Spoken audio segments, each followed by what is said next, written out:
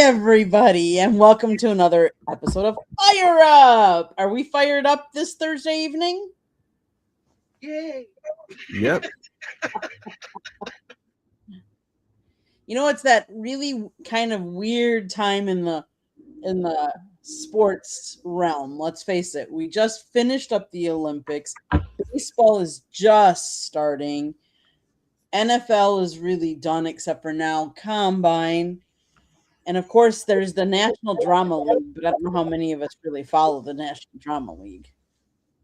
But so, guys, we just finished the Olympics. What was your favorite sport or event or moment from the Olympics? I didn't really get to watch much of the Olympics, but I did see when the men's hockey team did win. They beat Canada, and when they were celebrating, they had Johnny Gaudreau's jersey. I think they bought his jersey at the front when they And were his celebrating. kids. So I thought that was cool. And his kids they brought down on the Oh, they ice, bought his kids. Okay. which was cool. Mm-hmm. A little flashback here. Everybody knows the movie Miracle, but Mm-hmm. the name of the roster guys that they scratched off the roster, they made them up in the movie because nobody remembered who they were at the time when they filmed it. If you bring up that, look here, the defensive man first scratched off of the 1980 roster was Jack Hughes, who scores the game winner in the Goldie game. Jack Hughes. Talk about premonition. That is cool. Nice picture. Love it. I Yeah, just that thought that was great. it was that whole and the fact that it was to the date back in it was the same date back in 1980. I'm like, that was really cool. 66 years ago, right? 46, Yeah. 46, yeah. 46. And the fact that the women and the men's both took hockey. And beat Canada both times. Mm-hmm. And didn't women's curling knock out Canada in the gold medal round too? I thought, didn't women's take silver? Or knock Canada out of it though, but they knocked Canada They did out. knock Canada. Yes. Mm-hmm. You gotta love some of the skaters. That Canada tries to claim at their own. Hockey is the fourth best sport in America right now, even when you go by popularity. It's the what? It's the fourth.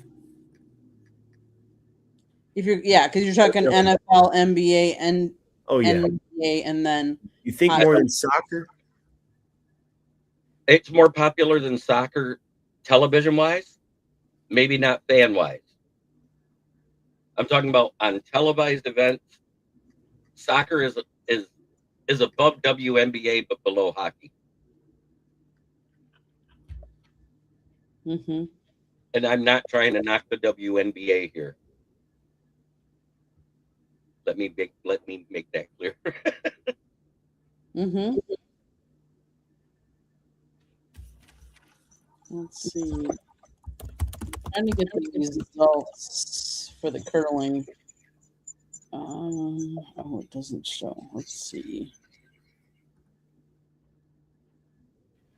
Come on, show me the results. Yeah, I think the U.S. lost to. We won one of them.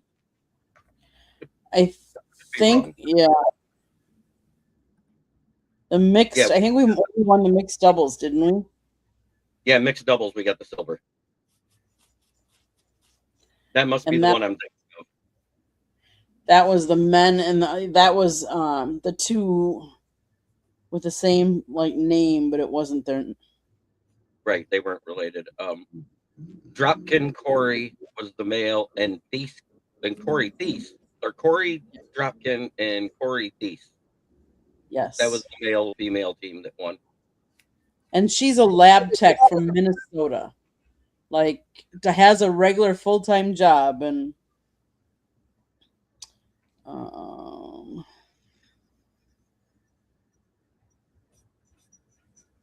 let's see. I had it saved as one of my bookmarks. That's why I was able to get to it. But I also like some of the skating. I like the fact that there's different events that you can watch for the Olympics. Like you Mhm. can watch the half pipe, you can watch the downhill, the ski jump. I don't know if you guys caught any of it, and I know Samir, you were saying you didn't get to see a lot of it. But one point they were doing one of the ski jumps, and they were doing tricks, and it was snowing like really bad. Like it was almost hard to see them at times. It was Oh wow. crazy. Yeah, I think, and it might have been one of. Trying to think. Yeah, it was one of those. Obviously, we feel bad for Lindsey Vaughn. Kudos to the medical team that had they not done surgery there, they're saying that she would have lost her leg. So Because I heard it was real close to causing a massive blood clot, which would have made everything go really bad real fast if they didn't get her there in time. So kudos to the medical team. hmm yeah, yeah, but I do think that the men's, that was quite the moment. When they won and taking it to overtime even, and now the controversy and people talking about, oh, should it be 3-on-3 in overtime? Of course you're going to have that controversy, but I mean, it's fair is fair. Like you have the same amount. Like I give kudos to the men's hockey team. I don't know if Jeremy, I don't know if you watched the whole game. We watched it. There at one point USA was penalized 2 different players, so they were 5-on-3. And I'm going to give kudos to our goalie. I don't know how he saved that shot. I saw the save. Amazing. It was a great save. He had some really. The one where Canada and their players is kicking their butts. The puck was on the one side. It got passed around the boards to the other guy. He had a wide open net when the goalie didn't even see that the puck went over there, and the guy missed it wide on the open side in the third period. I said, they're losing this game. Right there. They're losing this game because that was their chance to put it out of touch, because I didn't think neither team was playing that great offensively at the time. They were just dumping the puck at the net. Mm-hmm. There was a lot of turnovers in that third period, excuse me. There were. And it was, for everybody, if you didn't know this, the men's final game, gold medal game, was the highest watched sporting event before 9 a.m. in the USA. Period. Mm-hmm. Hands down. So kudos to everybody with the Olympics. I mean, we have figure skaters, we have speed skaters. I know one of the kids from Kewaskum, Wisconsin, won gold. Short track, 2 is speed skating, and then he's got silver or bronze in 1, and then he missed in 1. He got 3rd place. He got gold in the men's 500. He got gold in the 1,000. He got silver in the 1,500 and silver in the men's team pursuit. In the women's mass start, Mia Manganiello got bronze. That's everything we got in speed skating. Speed skating, and it looks like freestyle skiing was our big gold winning, or our big medal winners. We won 8 medals in the freestyle skiing. Mm-hmm. Guys, the boys of summer have started practicing and started playing. Mm-hmm. So, what are we thinking? And the World Baseball Classic is starting next week, right? Yeah. Thoughts? It was pretty entertaining last time. I expect it should be again. Japan won't be as dominant this time. I guess Shohei is not pitching or playing for them. So I think it's going to come down to the Dominican Republic versus the U.S. in the finals. Because if you look, both of those rosters are stacked. I love the fact that Tariq Skubal wants to play for USA and get his jersey and do his one game. I wish he would save it for one of the knockout rounds instead of the prelims versus Great Britain. But it is what it is. I understand why he's doing it. It's an arbitration year. This is his only $30 million year that he's got. And he's making sure that he stays healthy for the season because he's trying to earn his payday next year.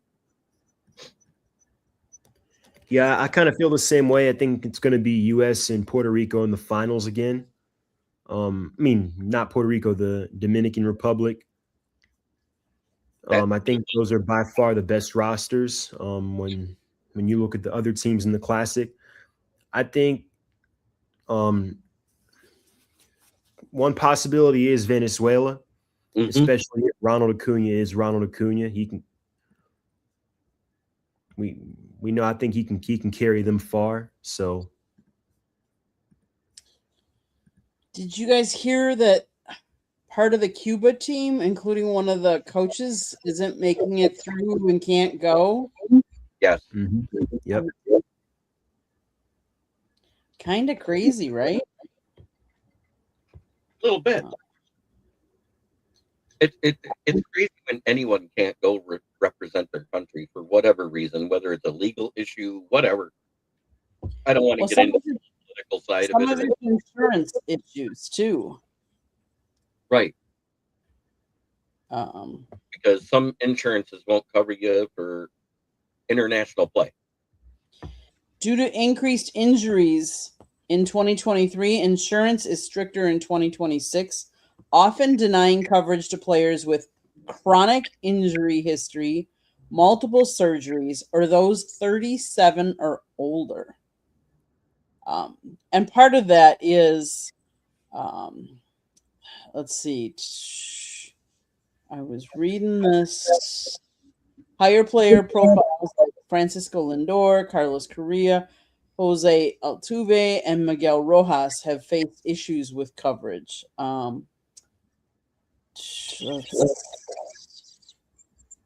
It is kind of crazy. So let me think where my thought was going to go with this one. So do you guys know how much they pay? Paid.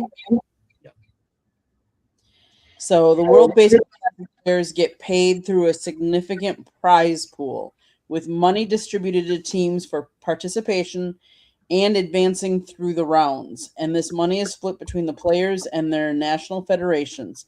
For example, in 2023, the World Baseball Classic, each team received $300,000 just for participating, with half going to the players. And winners earned much more, with the champion team getting $1 million to share. That's not horrible. Is what it's a 25-man roster is what you're able to carry in, right? I believe so, yeah. It does stink that Javi Baez cannot play for the World Baseball Classic. He's been suspended due to marijuana use.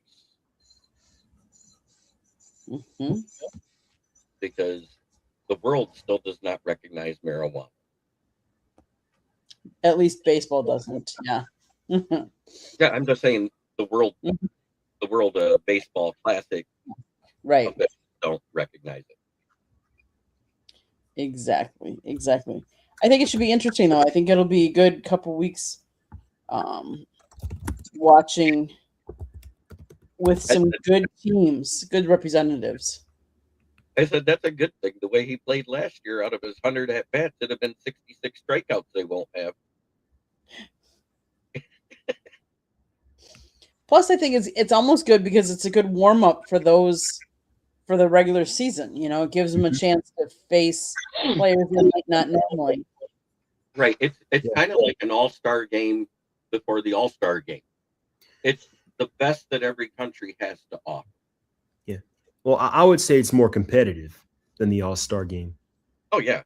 Because this is about national pride. It's kind of like playing in the Olympics. Exactly. I think Aaron Judge came out and said, men's hockey won gold. Now it's our turn. World Baseball. Good quote. Yep. And I heard Paul Skeens is only allowing himself to play in 2 games for the USA. So your two best pitchers are only going to be available for 3 games. That's not a good look. I'm sorry. I'm not saying that their roster isn't stacked. Right. No, I get it. And I mean, it's a fine line. I mean, they make their money in the major leagues. They don't make their money in the World Baseball Classic. They want to be a part of it. I get that, but yeah, Judge said he was motivated to win after the Olympic hockey gold. It's our turn, he said. Isn't it crazy that both of them were 2-1 scores in overtime? The women and the men's hockey game. Mm-hmm. Yeah. So the U.S. the last time they won gold at the World Baseball Classic was back in 2017. They have it every 3 years, right?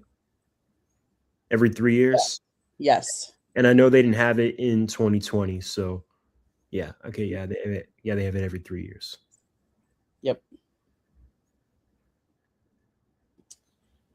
So what do we feel about Scherzer to the Blue Jays? Scherzer to the Blue Jays. I think it's a decent pickup for them. Obviously, he's not the old Max Scherzer of a few years ago, even when he had that short stint with the Mets. But I think he can be serviceable for them. He might provide some depth in their rotation, especially since they lost Chris Bassett. Good to see you, Earl. Earl just showed up in the chat. Hello, Mr. Earl. How are you tonight?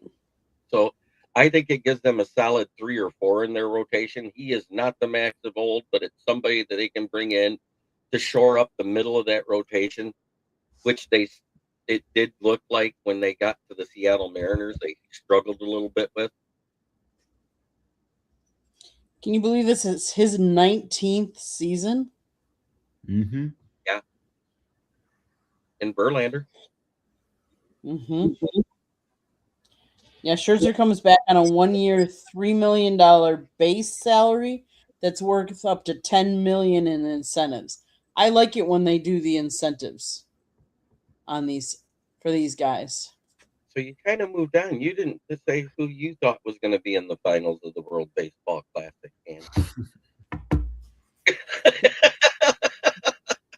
None of us did. None of us said for sure. Did. We both did. I said the U.S. and the Dominican Republic. Yeah, and I said the same thing. That sounds good to me too. I mean, okay. I think U.S. will. I think we have a strong, barring any injuries. That is the main thing for all the teams, really. Because when you're talking about a team full of stars, any injury can hamper your team at any minute. Mm-hmm. Well, and it might affect how everybody else plays, knowing that that they don't. Obviously, it's the start of their season, so.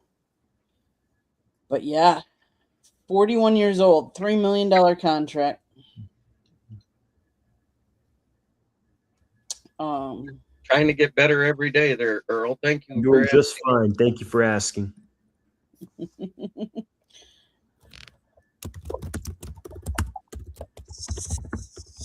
So, Samir, I got a question about your Atlanta Falcons for you. Yep. Kyle Pitts, it signs his franchise tag on Tuesday. Yeah, I had a feeling that would happen. That kind of felt like that's the direction it would go in for a while, especially considering the second half and the finish of the season he had. He had the second most receiving yards for a tight end in the NFL. Was top 5 in catches, was top 5, I think, in yards after the catch. So went to his first career All-Pro as a Pro Bowl his rookie year on top of that. And when Kevin Stefanski was hired, and you consider the success that guys like David Njoku and recently Harold Fannin last year had as tight ends in that offense, it kind of felt like a foregone conclusion that Kyle Pitts was going to come back. And just a side note, the quarterback, Kyle Pitts' rookie year, when he had 1,000 yards, is the current president of football. Mhm. So now it's just a matter of what are they going to do under center and how they're going to incorporate him in that offense. But I think it's the right move. And because he hasn't had consistency through his 4 years there, I think it was the right move too, because this Mhm. kind of gives him like another prove it year to show it wasn't a fluke. And if Yeah. he does it, they may extend him long term. If not, and let's say God forbid, the Falcons are not in a position at the trade deadline to go anywhere, it may make him a tradable commodity. Yeah, definitely. Now, the only key part that I'm trying to struggle with is I don't know how we can pay him long term, but then also pay Drake London somewhere around 32 to 35 million a year Right. because he's a top 10 receiver. He's going to want top 10 money. 32 to 35 is in that area. And then we got to pay Bijan Robinson. Him and Jahmyr Gibbs are going to set the new market for running backs. Probably So, around 22 to 24 million, both of them. yeah. So someone's got to be the odd man out. That's why I just don't know how you can sign all three of them long term. And Kyle's going to be the odd man out in that case. Well, it helps that it looks like you're getting rid of Kirk Cousins if you don't get a trade off. And that's going to be a lot of money off your books because this is the year it clears up in the cap room. Yeah, well, Ian Cunningham did say that on the recent local radio station that they were going to release him. So that's a done deal. Right. So where do you think he ends up? I've heard some rumors about him being back in Minnesota. But Now that that depends. I've heard reports that Kevin O'Connell was never that high on JJ McCarthy. So it depends on what Minnesota wants to do there. Does he end up in Cleveland? I don't know. Does he do the Jets? The Jets are a possibility. they got the cap room. Minnesota doesn't have a lot of cap room, and from what I'm hearing, they're looking at doing a quarterback swap, and you'll never believe with what team. The Colts, AR-15 for JJ McCarthy.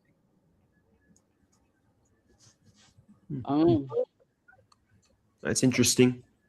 Yeah, they and that came from let me see who posted that earlier because I do have it saved in my phone. It says in the there's mutual interest between Minnesota and Richardson Wolf ads. Yep. And we did have a trade today, though. A player for player trade. Yep. The Titans traded defensive tackle, I think second or third year guy Tavondre Sweat to the Jets for second or third year guy Jermaine Johnson. And if you think about it, it fits both teams. They had depth at defensive tackle at the Titans. They didn't have depth at defensive end. And it was just the opposite for the Jets. Mm-hmm. And it also paves the way with them having the second pick. Reuben Bain Jr., you're probably a Jet. Seems like it's going to go that way, go that route. But yeah, I think, Jeremy, to go back to your question about the franchise tag forgot to get this last part in Kyle Pitts. I think, as you mentioned, it does give them a chance to do maybe a test run in that system before whether or not they decide to commit long term if they don't get a deal done before the season. Because if they do get a deal done before the season, that $16 million franchise tag goes down. So it'd be more favorable towards the cap. Right. But yeah, I think that trade's a good trade for both teams. I think they sold on young players and you can maybe fill needs. Right, because you got Arden Key that plays inside and out, and Jeffrey Simmons and all those guys on that Titans defensive line that's been so good for years. They needed somebody to come in to inject youth on that defensive end room because Arden Key, he gets hurt every now and then.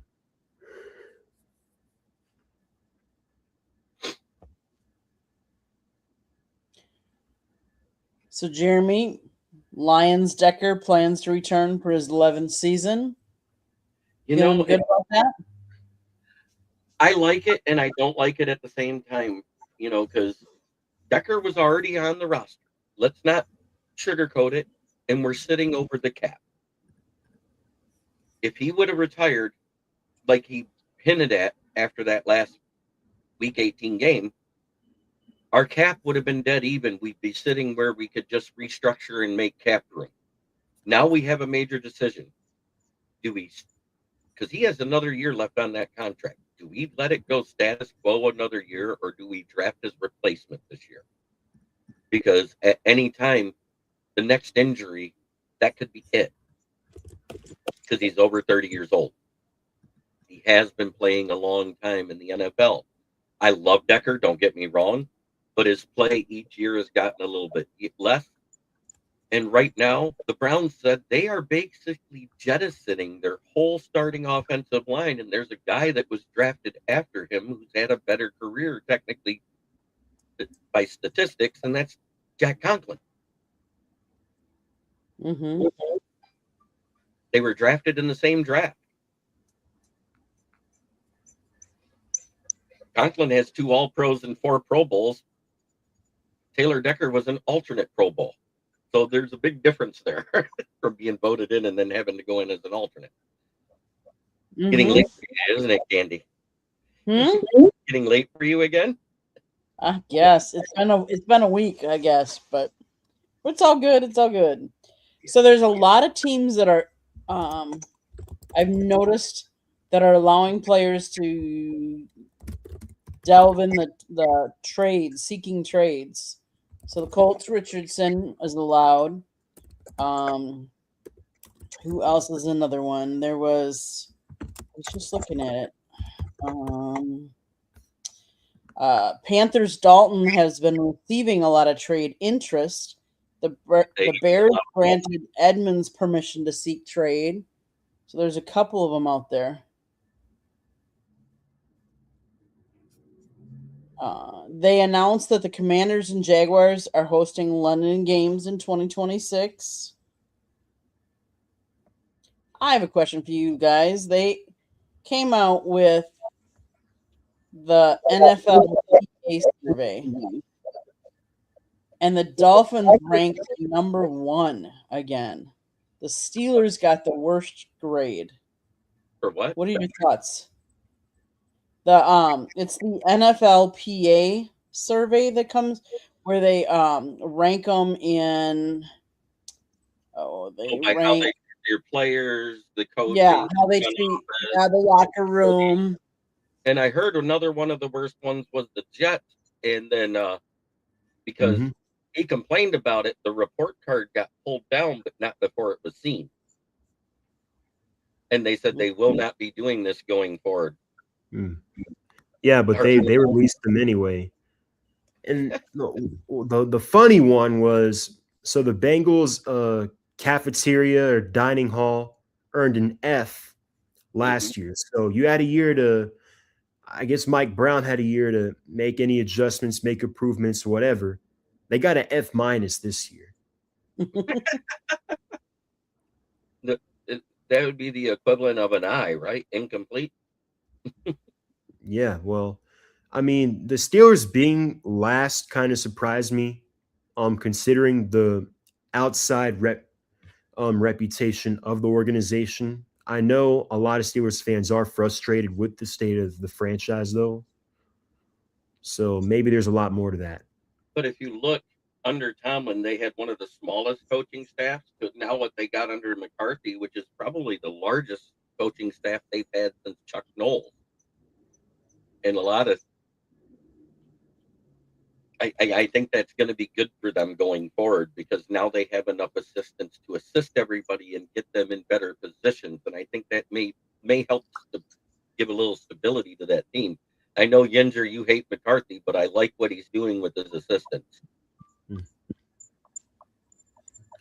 Yeah, definitely. I know they got in large part due to the condition of their field, because it does get used a lot. I think they play some high school games there. Then, of course, you have Pitt football there, and then the Steelers. So that field's gotten worn out. I don't know how they're gonna address that from here on out, but it'll be interesting to see.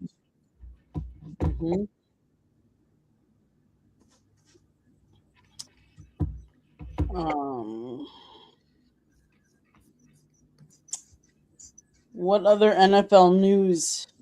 Jeremy, you want to talk a little bit about the combine since you've been Yeah, I've been paying attention to it. Sonny Styles and Averill Reese. Averill Reese worked out with the linebackers, but he's considered an edge. But he's 6'4" and 250. Sonny Styles is 6'5" and 245. These guys both ran a 4.46 40 today. Sonny Styles and Math Bomb, Kent Lee Platt, that posts all his stuff on X, says Sonny Styles is the first linebacker in history to score a perfect 10 and be the number one ranked linebacker coming out of college through his math system. And that's since 1987. There's been 3,463 of them. Wow. He ran the 4.46 40. He had a 43.5-inch vertical. He had an 11-foot 2-inch broad jump, which leads the day between the defensive linemen and linebackers. And then I was watching earlier because, the bench press is done by everybody through the first 3 days. Whenever they're not interviewing, they do all the stuff that doesn't really matter, so they don't tire them out before the 40s. Yep. A punter. Michael Lee Turk. Hunter. No, a punter. Oh, Hunter. Hunter, my fault. Michael Turk did 25 reps at 225 pounds. He beat out half of the defensive linemen. That's amazing. That is crazy.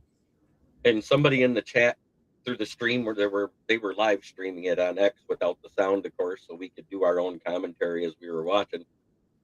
Somebody pointed, "How did OSU lose?" I said, "Indiana." Mm-hmm. Yep. I would agree. But I'll tell you who gave themselves a big payday today, and that's the defensive tackle from Penn State, Zane Durant. He ran a 4.75 40 for a 300-pound man. Yikes. So kind of jumping. How about Brandon Aubrey, the kicker? Dallas better pay that man or somebody else will. Yeah. I think if there's a kicker that's going to get $10 million, I think he deserves it. I agree. Over the last 4 seasons, he's the most accurate kicker in the league. Mm-hmm. And he can kick from just about anywhere. I think as long as 61, I think it is right now. If I remember, it's either 61 or 62. I know he didn't hit the 64.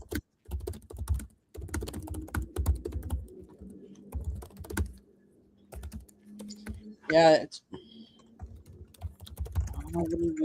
let's see. What did he?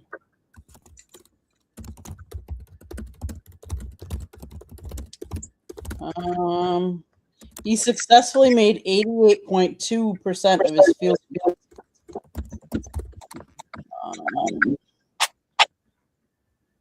He made 35 field goals from 50 plus since 2023, 7 more than his closest competitor. I take that back. He made NFL history on September 8th of 2024 with the 71-yard field goal versus the Browns in preseason.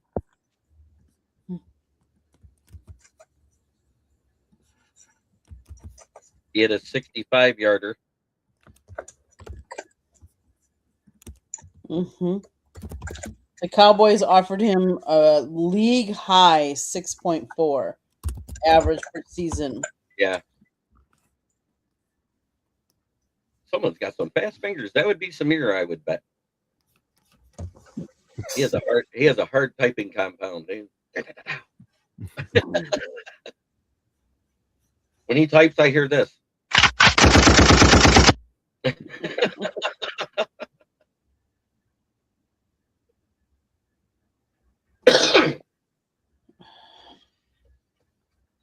Let's see what else. Aubrey turns 31 next month, has been named to the Pro Bowl. In each of his first 3 seasons, he has made 6 field goals from 60 yards or longer, the most in NFL history. Last season, he connected on 11 of 17 field goals attempts and from 50 yards or more. Mhm. Yeah. 10 million for the An best, automatic easily the best kicker in football. Arguably a Hall of Famer at this point, this trajectory. Yeah. And let's face it, the UFL just passed 3 laws this week, and most of the rules that get put into play in the UFL come to the NFL within 3 years now. They just made it so every field goal over 60 yards is 4 points. If your team is on offense and you get past the 50, you cannot punt. You either have to go for it on 4th down or kick a field goal. And they banned the tush push. Oh, did they? They did. The UFL has banned the tush push. Oh. I didn't see that anywhere. Did they ban it? Yes. Dean Blandito did because he's the main guy, the commissioner of the referees. He did a video about it earlier today. I haven't seen anything about them passing something that could ban something that they had banned it. And Earl confirmed it. That's right, Jeremy.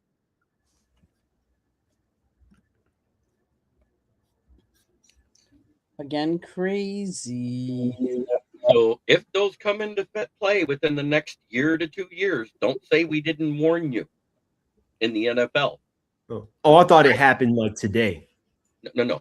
The UFL. Oh. The UFL. Oh, the UFL. Oh, okay. The United Football League that's getting ready to start the new rules for this year. There's no tush push. Kicks over 60 yards or 4 points, and you cannot punt if you're on where you're going into your area to score.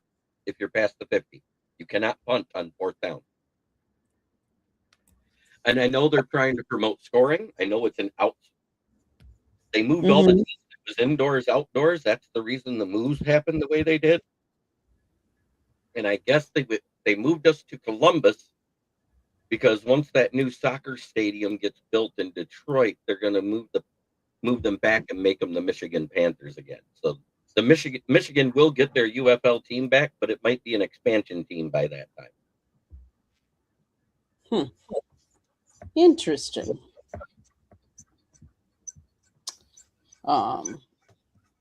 Yeah, when they're ranking these NFLPA, let's see, I thought I had seen it before. I think almost there was like the bottom 4 are the ones that have kind of been in the bottom 4 for a while. There was only 1 or 2 surprises. And the top 4, they're there every year. And the ones in the middle, they really don't move. Because they've got good facilities, not great. They're not bad. They're not horrible. You know, Chicago's always there at the bottom because the stadium has been sucking for years. Fans there complain about Soldiers Field. And there's rumor SB 27 passed the Senate. So it is going to the governor to be passed into law, that SB 27, which will give them so many years of no taxes if Chicago moves there to build their stadium in Hammond, Indiana. Yeah, I know. That's what Adam said, and now they took mine away too. The Panthers are now in Ohio, and they're in Columbus, down there where overrated State University is. Yeah. It was actually, as of the 24th, it was amended by the House, so it now goes back to the Senate. Senate's going to approve it, and then the governor would sign it. Yeah, it's supposed to be. I heard it passed today from somebody that's in Indiana, 94-4. 94-4. That is correct. So it's going to the governor next. So now it really all depends. It depends on a multitude of things. Are the Bears actually choosing Indiana as their number 1 option, number 1? Or number 2, is this just a power play by the Bears to use Indiana as leverage to get a better deal from the state of Illinois, because it doesn't seem like it's going to happen in downtown Chicago. So I would have to guess it would be Arlington Heights at this point. And I just don't see how you can have the Bears playing in Indiana, even though it is 30 minutes outside of Chicago. It just wouldn't, like, and yeah, the Giants and Jets play in New Jersey. The Chiefs are going to play in Kansas. Well, the Chiefs are moving like 20, 25 minutes away. So it really doesn't make a difference, but it just wouldn't feel like the Chicago Bears, if that makes sense. Well, if you heard what the mayor of Chicago said about the Bears just 6 months ago, I think it's a little bit more than a power play. He basically called them a trash franchise and all sorts of stuff. So the governor shut down the building of everything in Arlington Heights. They had the old racetrack cleared out and they were ready to go to work to put it together, because let's face it, the plumbing's right for a stadium there. The electrical's right for a stadium. It's got the right feeds and everything for the concessions. But it doesn't take that long to have all that put in place in a blank lot of land that they want to do in Indiana. The problem is the state wants to put their contractors in there, and we know how state contractors do. It's no different than when they say they're going to repair the interstate. Oh, we're going to have it shut down a month. 6 months later, you're still driving through the same construction. Because limited overtime, whatever, versus a private contractor that'll get in there and try to meet your deadline because they want to get paid that more money. Right. So right. Now the governor is saying that they want to do some stuff, and they're trying to get some stuff passed quick through the Illinois state, because they're the ones that blocked it. So now they got to make concessions to Chicago to get them to want to stay. Yeah, definitely. Because I saw last week that they were going to convene to discuss the Arlington Heights Stadium, and I guess they pushed that meeting back to discuss more, I guess, externalities and outside factors regarding the stadium. But it seems like they really want, I mean, I can't blame them. I mean, you can't let the Bears leave the state, especially a founding franchise like the Bears. I mean, and considering how much value they bring to the city of Chicago and the state, like, think about it. Even if they have it in Arlington Heights, you know, you're getting the potential for the Super Bowl. And if it's going to be a multi-purpose stadium, which I assume it will be, it's concerts, events, conventions. You're losing a lot of money for the state if you let the Bears.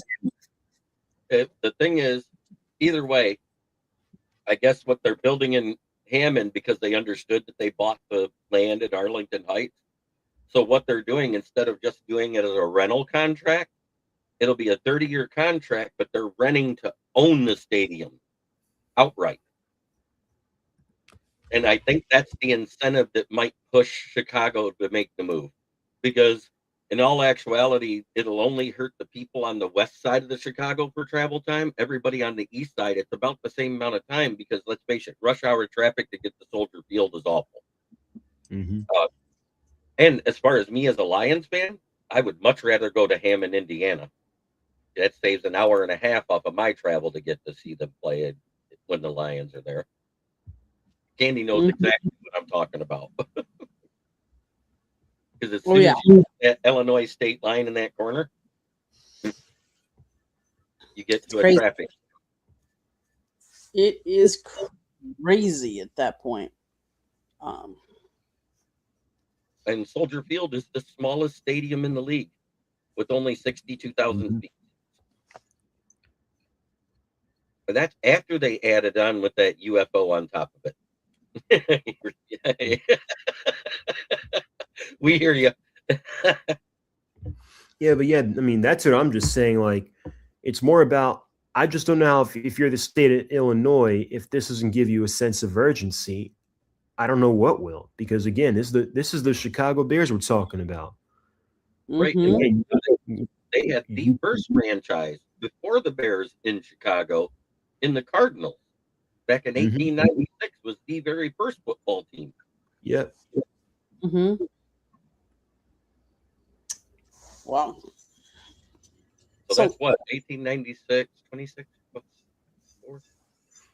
I mean, for me, How it's did not the 30 same. football? Yeah, I mean, for me, it's not the same as the New York teams playing in New Jersey, because the Meadowlands is literally, you cross the bridge, you're there, you're in New York. So it's really not the same. Like, the Meadowlands situation is similar to the Braves playing in Cotton County. Like, you're right outside the city. This, you're in a completely different state. Well, you mean, yeah, you're in a different state there, but Hey, wait a minute, they're in a different state in New Jersey. Well, yeah, well. But it's about the same amount of travel time technically from if the traffic is right going out of New York to MetLife, it's a half hour, 45-minute drive. How often is the traffic right leaving New York? That's probably closer to a 2-hour drive.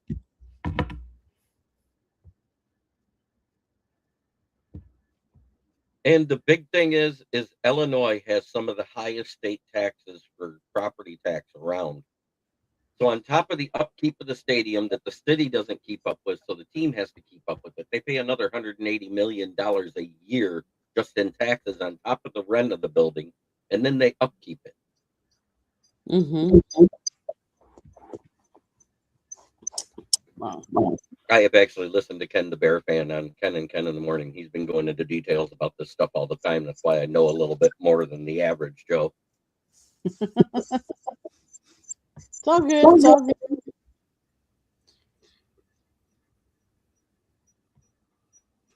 So, if anybody is coming to Florida and wants to drive Alligator Alley, be careful, because if you didn't know, there's over 30,000 miles of it's under fire. Let's put it that way. Wildfires, right? Wildfires, yes. Smoke has shut down part of it.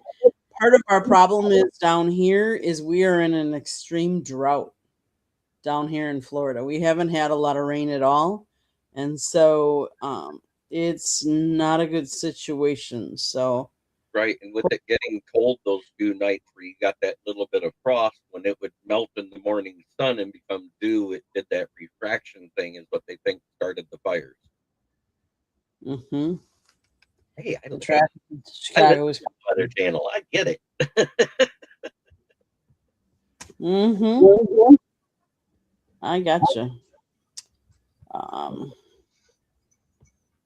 What else would you gentlemen like to talk about tonight? Let me think. How about them Pistons? They just keep winning. Well, the Hawks have won, make that 4 out of the last 5. About Jonathan Kuminga.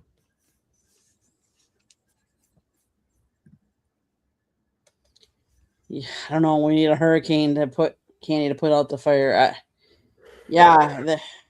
It's not a good situation. It's not good down there on Alligator Alley. They've actually closed it at part during parts of the day and rerouted traffic. It's like I said, with the drought, wildfires are never good, no matter what. But especially in the drought that we're in right now. Last I had heard, there's 80 homes that they might need to evacuate. So it is more on the Naples side. Right, Naples fire side. Yeah. What else you guys want to discuss tonight? Like I was saying about the Pistons, we just took on the last year's reigning champion, Oklahoma City Thunder, and gave them an 8-point thumping. It's not a big one, but we were talking about the only thing that they had on their bench was SGA, which is huge. Don't get me wrong. SGA is probably the best player on that team. we're without our best enforcer because he's still suspended for another 2 games, and that's Beef Stew. Mm-hmm. And we were winning without Duran and Stew, and that was crazy. That was like, how are we winning these games? And guys like Paul Reed and Dennis Jenkins are stepping up, and I was like, who are these guys? Mm-hmm.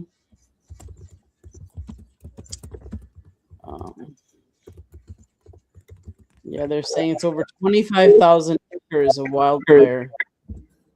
It is not contained at all. So, Yeah, and that's weird with it being the Everglades, because Alligator Alley is the Everglades, the marshlands, the fact that it's so dry that they're able to burn right now. It's crazy. it is. It is. And it's over in Big Cypress National Park. So they are saying it is now over 30,000 acres and it's 0% contained.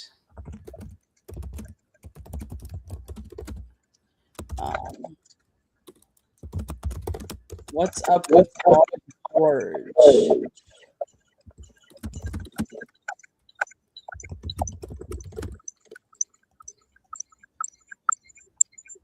Paul George. Yeah, it looks like it's looking pretty bad. It's like stretching into the up in the Panhandle. They got a fire warning too.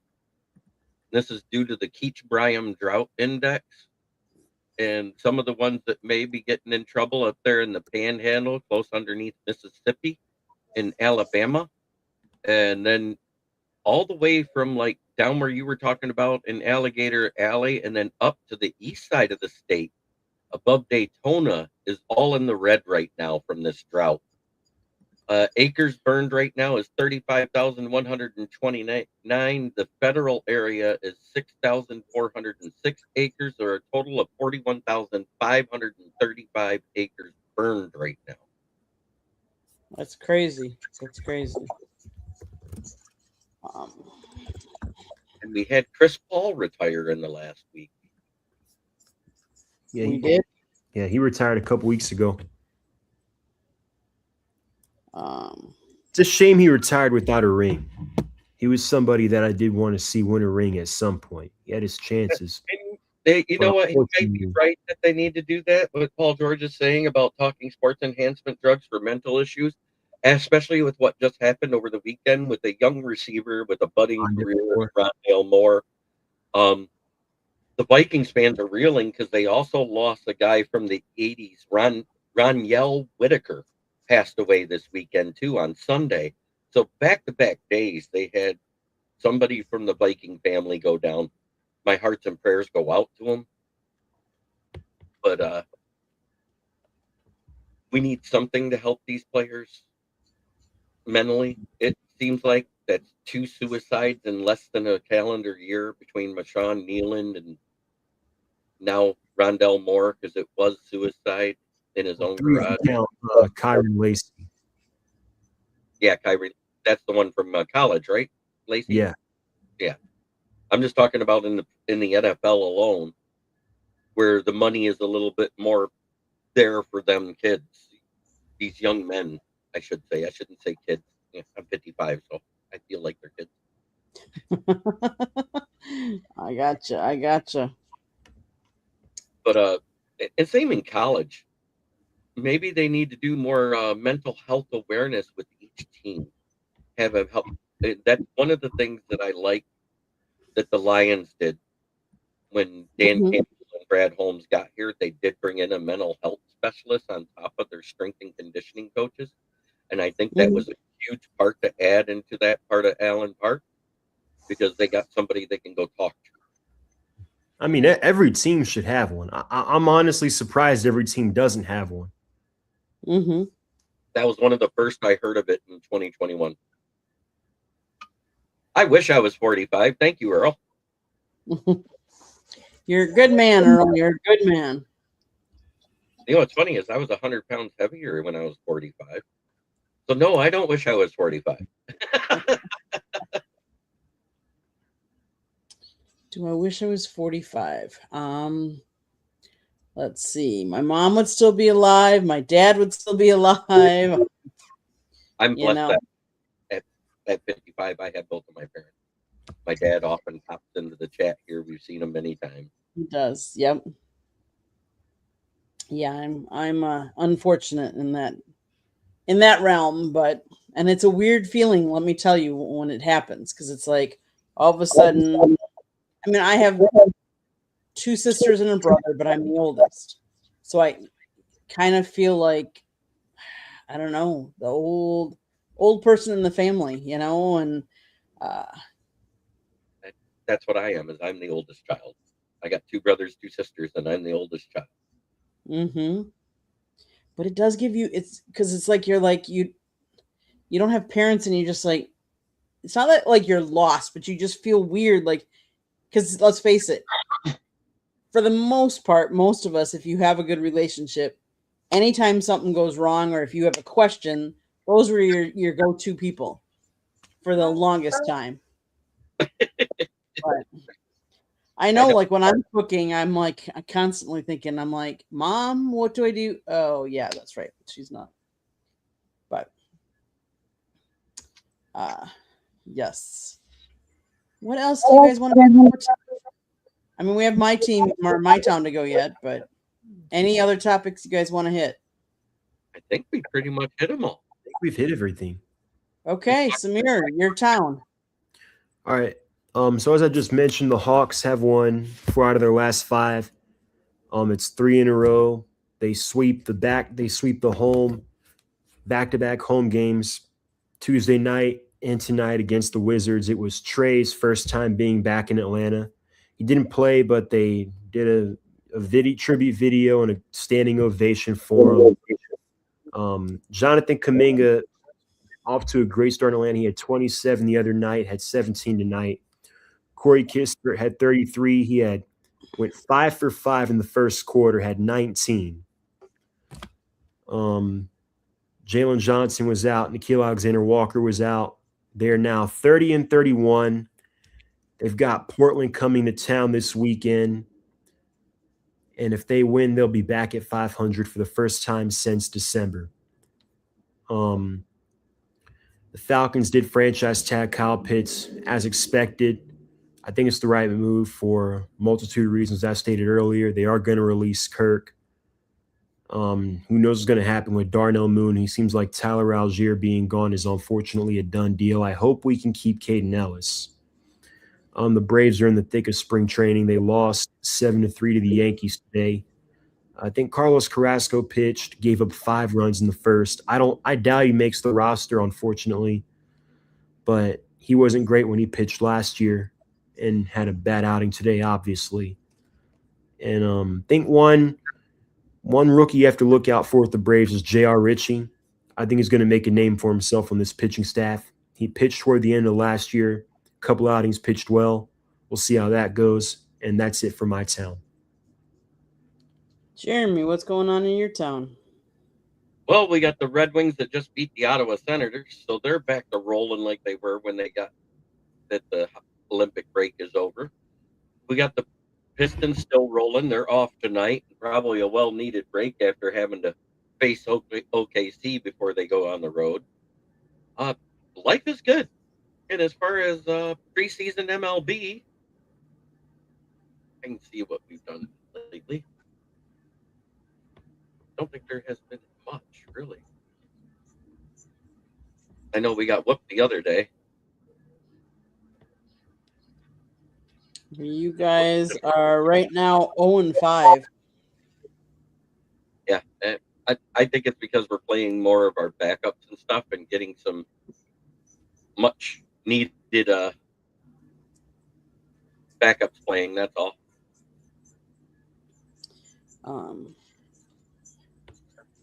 Let's see. Are you any other news for Detroit? We had a lot of people we talked to at the draft. And I was watching Danny Dennis Sutton, which I had a draft profile on. We talked to him. We talked to Red Murdoch of Buffalo. We also talked to Lee Hunter the defensive tackle, and Caleb Banks, who might have moved up because he had a very good showing at the combine today too. So things are looking good. It's looking like they're looking more defense, and I think that's due to Decker coming back. But like I said, it really depends that these guys because we got to restructure to clear cap. If these guys don't restructure, unfortunately, cap wise, Decker makes the most sense after June 1st to clear cap because it'll clear $18 million. Mm-hmm. So we may be drafting a tackle anyways, and if that's the case, we should do it in the first 2 rounds. Yep. That's just I my get opinion. you. As far as my town, let's see. It's almost March Madness, guys. We didn't talk college basketball at all. But we are hoping, we put credentials in, we are hoping to cover the Miami Hurricanes on Saturday. And then we're hoping to cover the Marlins on Sunday. So we get a little bit of basketball and then a little bit of baseball.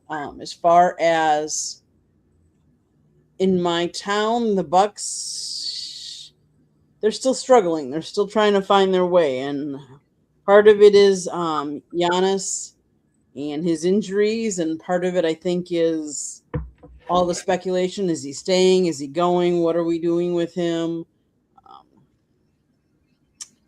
As far as the Brewers, they're doing okay. Let's see. I was just looking that up a minute ago. Let's right now the standings in the Cactus League. They are 3-4. So, but it's spring training. It's everybody's trying to figure out who, what, when, where, and why. Let's see. The Badgers basketball team, they were ranked, and then after the Sunday's ranking, they fell out of the top 25. But I would say kudos to Wisconsin's hockey program, because I believe, Earl, good night. You wake up really early. But thanks for being on. Appreciate you watching. I know you've been a supporter of a lot of our shows, so thank you. But a lot of the girls that played for Wisconsin hockey actually were in the Olympics. They had a lot of people that played on either the Canadian team or on the women's USA team. But I thought I had saw that they just took they won the regular season, maybe. I don't remember. I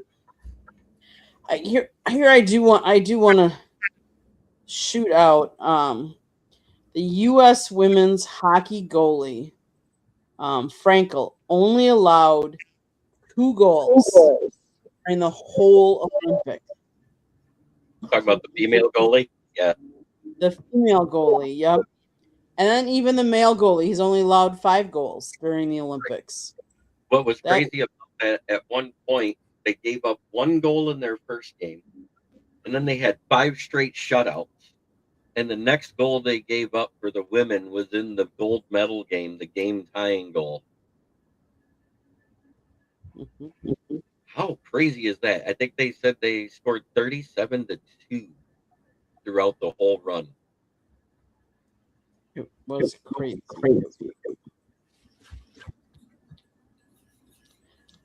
I know this is sports related, but if anybody's into